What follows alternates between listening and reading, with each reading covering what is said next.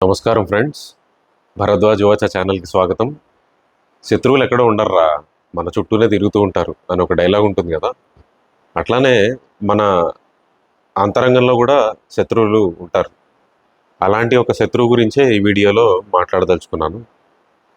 అదేంటి అని అంటే బూతులు మాట్లాడడం. వినడానికి చాలా సింపుల్గా ఉంది, కానీ దీని వెనకాల సైన్స్, సైకాలజీ అండ్ ఇది చేసే ఎమోషనల్, స్పిరిచువల్ డ్యామేజ్ మీరు విన్నారు అని అంటే ఆశ్చర్యపోతారు. కాబట్టి ఈ వీడియో పూర్తిగా చూడండి. ఇలాంటి విశ్లేషణ మీకు యూట్యూబ్లో ఎక్కడ వెతికినా దొరకదు.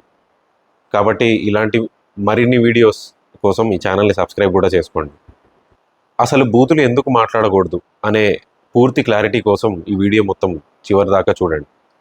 ఎందుకంటే మీ జీవితంలో ఒక అద్భుతమైన మార్పుకి ఇది నాంది కావచ్చు. పిల్లలకి వారి తల్లిదండ్రులు బూతులు నేర్పరండి. మేబీ చిన్నప్పుడు వారు గొడవ పడితే ఏదన్నా మాట మాట పట్టుకోవడం కానీ, లేదా ఎక్కడో విన్నది వల్లెవేయడం కానీ తప్పించి ఎవరు ఒళ్ళో కూర్చోబెట్టుకొని బూతులు నేర్పించరు. ఆ మాట వినొద్దు, ఈ మాట అనొద్దు అని చెప్పి ఆంక్షలు పెట్టి పెంచుతారు, కానీ అంతకు మించి ఏమీ ఉండదు. కాకపోతే పిల్లలు ఎప్పుడైతే కాలేజెస్కి వెళ్తారో అప్పుడు కొత్త స్వేచ్ఛ అనేది వారికి వస్తుంది. ఆ స్వేచ్ఛని వారు దుర్వినియోగం చేస్తూ చెడు సావాసాల వల్ల స్నేహితుల బృందాలలో ఈ బూతులు నేర్చుకుంటారు. మీరు జాగ్రత్తగా గమనిస్తే ఎవరు సింగిల్గా నేర్చుకోరండి. ఎప్పుడు ఈ స్నేహితులే ప్రేరేపిస్తూ ఉంటారు. ఇందాక మనం చెప్పుకున్న ఆ శత్రువే ఈ అలవాటు రూపంలో ముందు స్నేహితుడు ఇంట్రడ్యూస్ చేస్తాడు మనకి. ఫ్రెండ్స్ మధ్యలో కూల్గా కనిపించడానికి ఈ బూతుల ప్రయాణం మొదలవుతుంది. కానీ ఇది వారికి ఎంత ప్రమాదకరమో అప్పుడు అర్థం కాదు. నేను ఇక్కడ మోరల్ సైన్స్ టీచర్ని అవుదామని చెప్పి ఈ వీడియో చేయట్లేదు, కానీ ప్రాక్టికల్గా, ప్రాగ్మాటిక్గా, రీజన్స్ తోటి నేను ఈ వీడియో చేస్తున్నాను. ఇది అందరికీ ఉపయోగపడే ఒక ప్రాక్టికల్ సలహా. ఒక బాధాకరమైన విషయం ఏంటంటే బూతులు ఎక్కువగా మాట్లాడటం వల్ల మన యువతకి వొకాబులరీ బాగా దెబ్బతింటోంది, దారుణంగా పడిపోతుంది. వారికి సరిగ్గా మాట్లాడడం, ఎక్స్ప్రెస్ చేయడం రావట్లేదు.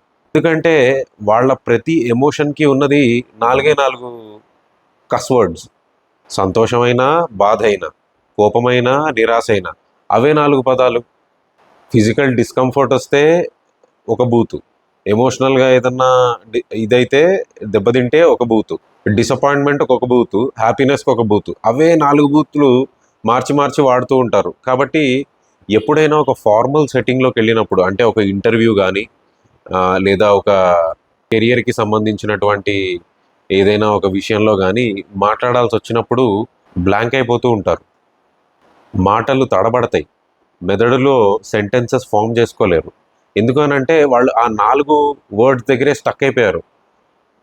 రోజు తనివి తీరా ఫ్రెండ్స్తో ఆ బూతులు మాట్లాడేసరికి సడన్గా ఆ ఫార్మల్ సెట్టింగ్లోకి వెళ్ళేసరికి వాళ్ళకి ఆ ఆర్టిక్యులేషన్ అనేది రాదనమాట.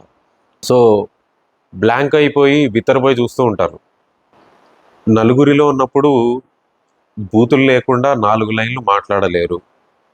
ఒక విషయాన్ని లాజికల్గా ఎక్స్ప్లెయిన్ చేయలేరు. ప్రాగ్మాటిక్గా ఒక థాట్ చైన్ ఫామ్ చేయలేరు. ఈ బూతులు మాట్లాడడం అనేదాన్ని ఒక వీరి అసమర్థతకి ఒక కారణంగా ఎందుకు చెప్తున్నాను అని అంటే, బిజినెస్ కావచ్చు, జాబ్ కావచ్చు, లైఫ్లో ఏది చేయాలన్నా కూడా 80% మన వాక్కుతోనే మనం అది చేస్తాం.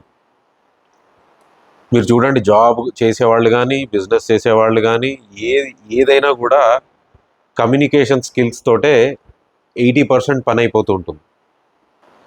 ఈ మధ్యకాలంలో ఈ ట్రెండ్ మరీ ఎక్కువైంది. దీనికి కారణం వెస్టర్న్ మూవీస్, వెస్టర్న్ కల్చర్.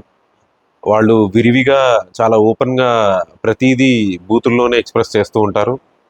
దాన్ని మన వాళ్ళు మన మూవీస్లోకి, సోషల్ మీడియాలోకి అవపోసన పట్టడం. మనకి ఉన్న హిందీ ఇన్ఫ్లుయెన్సర్స్ అందరూ కూడా మీరు చూసినట్టయితే అందరూ గొప్ప భాషా ప్రవీణులేం కాదు.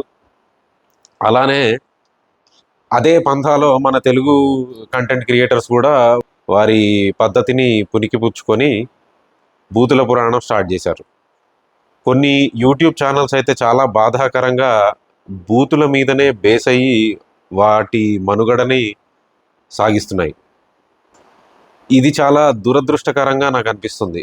ఏ తెలుగు కంటెంట్ చూసినా, ఎక్కడ చూసినా, టీవీలో చూసినా రియాలిటీ షోలు, మనకి బిగ్ బాస్ అవసరం లేదండి. మనకు ఒకడే బిగ్ బాస్, ఆ దేవుడు.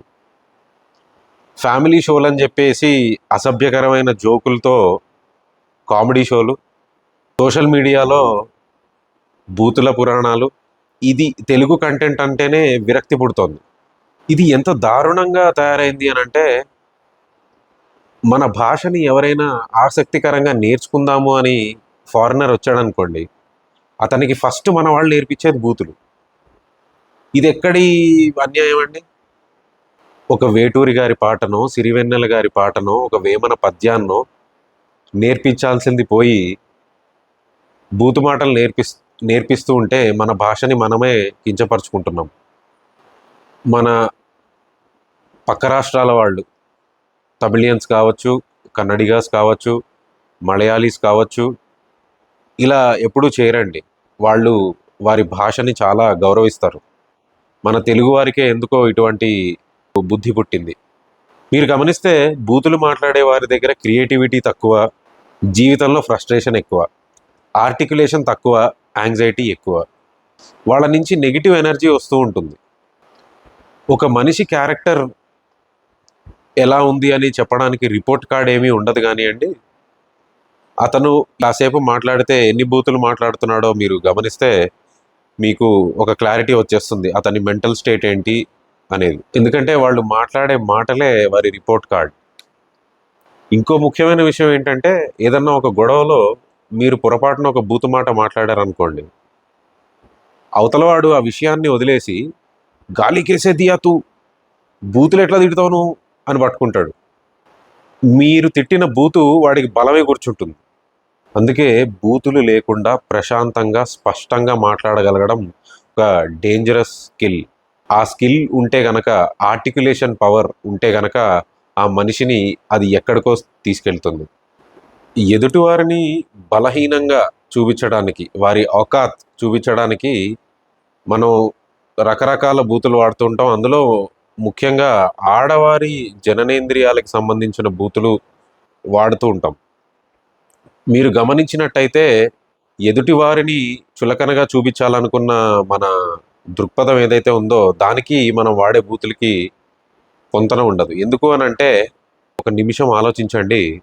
ప్రసవ వేదనను భరించి రాబోతున్న తరాలకు జన్మనిచ్చే స్త్రీ యొక్క జననేంద్రియాలు బలమైనవా?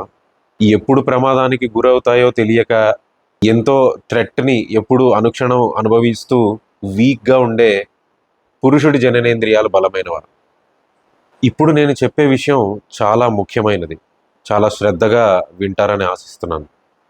బూతులు మాట్లాడడం వల్ల మన వ్యక్తిత్వమే కాకుండా మన అదృష్టం, మన కర్మ కూడా మారుతూ ఉంటుంది. బూతులు మాట్లాడే వారి ఇంట్లో సరస్వతి, లక్ష్మి కొలువై ఉండరు. మన ఫస్ట్ వీడియోలో చెప్పుకున్నట్టు లక్ష్మీదేవి, సరస్వతీదేవి ఎక్కడ ఉంటుందో అక్కడ ఆవిడ కూడా తిష్ట వేసుకుని కూర్చుంటుంది. సరస్వతీదేవి అని అంటే కేవలం చదువు, నాలెడ్జ్, విజ్డమ్ మాత్రమే కాదు, మన మాట, వాక్కు కూడా. మీరు నాతో ఆర్గ్యూ చేయొచ్చు, లేదు బ్రో నాకు చాలామంది తెలుసు, చాలా రిచ్ వాళ్ళు, కానీ ఆయన నోరు తెరిస్తే పచ్చి బూతులే మాట్లాడతాడు, కానీ వాళ్ళు బాగానే ఉన్నారు, చాలా రిచ్ వాళ్ళు అనొచ్చు.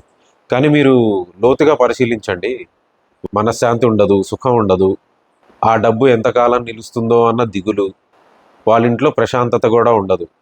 లక్ష్మీదేవి అని అంటే కేవలం డబ్బు మాత్రమే కాదు, ప్రశాంతత కూడా. ఇంకో విషయం ఏంటంటే, జ్యోతిష శాస్త్రం ప్రకారం వాక్కు అంటే మన వాక్కు జాతకంలో ఉన్న గళ్ళు ఉంటాయి కదండి, అందులో 2వ స్థానాన్ని సూచిస్తుంది. ఆ 2వ స్థానం ఫ్యామిలీని, ధనాన్ని, అసెట్స్ని కూడా సూచిస్తుంది. సో మీరు ఎక్కువగా బూతులు మాట్లాడే వాళ్ళైతే ఆ స్థానం పాడవుతుంది. మీ సెకండ్ హౌస్, జాతకంలో సెకండ్ హౌస్ పాడవుతుంది, ఫ్యామిలీ అండ్ అసెట్స్. బూతులు మాట్లాడితే ఆస్తులు నిలవవు, కుటుంబంలో గొడవలు వస్తాయి, మీ ఆరా పాడవుతుంది. యా కుందేందు తుషారహార ధవళ యా శుభ్ర వస్త్రాన్విత యా వీణా వరదండ మండితకర యా శ్వేత పద్మాసన అనే శ్లోకం మీరు వినే ఉంటారు. ఆ శ్లోకంలో వీణా వరదండ మండితకర అని వస్తుంది. అంటే చేతులలో వీణను ధరించి ప్రకాశిస్తున్న తల్లి అని. ఆ వీణ అనేది ఎక్కడో లేదు, మన శరీరంలోనే ఉంది. మన పొట్టలో పుట్టి మన గొంతు ద్వారా మన స్వరపేటికని మీటుతూ నాలుక సహాయంతో బయటికి వచ్చే మాటే ఆ వీణ. ఆ శబ్ద ప్రవాహాన్ని పాలించేదే సరస్వతీదేవి. వెన్నుపూస ఆ వీణ దండం. ఇప్పుడు అర్థమైంది కదా, వరదండ మండితకర, వీణ వరదండ మండితకర అని. ఒక సంగీత వాయిద్యాన్ని ఇష్టం వచ్చినట్టు వాయిస్తే వినడానికి ఎంత అసహ్యంగా ఉంటుందో, అలా బూతులు మాట్లాడినప్పుడు మన ప్రాణవాయువు అస్తవ్యస్తమై మనకి హానికారం అవుతుంది. ఒక మంత్రాన్ని కానీ, ఒక శ్లోకాన్ని కానీ, ఒక శబ్దాన్ని కానీ ఎలా ఉచ్చరించాలో అలా ఉచ్చరిస్తే అది ప్రాణాయామంతో సమానమై మనకి ఆరోగ్యాన్ని ఇస్తుంది. ఇంతటి ఉన్నతమైన మన వాక్కుని అపభ్రంశమైన పదజాలంతో పాడు చేసుకుంటుంటే మన శక్తి క్షీణించదా అండి? ఎవరైతే తరచుగా బూతులు మాట్లాడుతూ ఉంటారో అది వాళ్ళలో ఉన్న ఏదో ఒక బాధకి, నొప్పికి సంకేతం. సాధారణంగా జీవితం చాలా నేర్పిస్తుంది కాబట్టి సహజంగా 35, 36 ఏళ్ళు వచ్చేసరికి జీవితంలో ఎన్నో ధక్కా ముక్కీలు తినుంటారు కాబట్టి బూతులు మాట్లాడడం అనేది చాలా వరకు తగ్గించేస్తారు. ఆ తర్వాత కూడా మానకుండా మాట్లాడే వాళ్ళకి వారి వృద్ధాప్యంలో చాలా మానసిక సమస్యలు వచ్చే అవకాశాలు ఎక్కువగా ఉన్నాయి. సరే, బూతులు ఎందుకు మాట్లాడకూడదో అర్థమైంది. కానీ దీనికి పరిష్కారం ఏంటి? నేను ఎట్లా దీనిని జయించాలి అని అనుకుంటే, నేను మీకు ఒక ఛాలెంజ్ ఇస్తున్నాను. 43 రోజులు మీరు బూతులు మాట్లాడకుండా, ఒక్క బూతు కూడా మాట్లాడకుండా ఉండి చూడండి. మీ జీవితంలో జరిగే మ్యాజిక్ మీకే అర్థమవుతుంది. మీ ఆలోచన విధానంలో, మీ చుట్టూ ఉన్న పరిస్థితులలో, మీ మీ మాటలో ఎంతో గొప్ప మార్పుని మీరు గమనిస్తారు. ఈ వీడియో మీకు నచ్చినా, మిమ్మల్ని ఆలోచింపజేసినా లైక్ చేయండి. మీ ఫ్రెండ్స్కి షేర్ చేయండి. అలాగే ఛానల్కి సబ్స్క్రైబ్ చేసుకోవడం మర్చిపోకండి. నేను వచ్చే వీడియోస్లో ఇలాంటి ఎన్నో ఇంట్రెస్టింగ్ టాపిక్స్తో మళ్ళీ మీ ముందుకు వస్తాను. Thank you.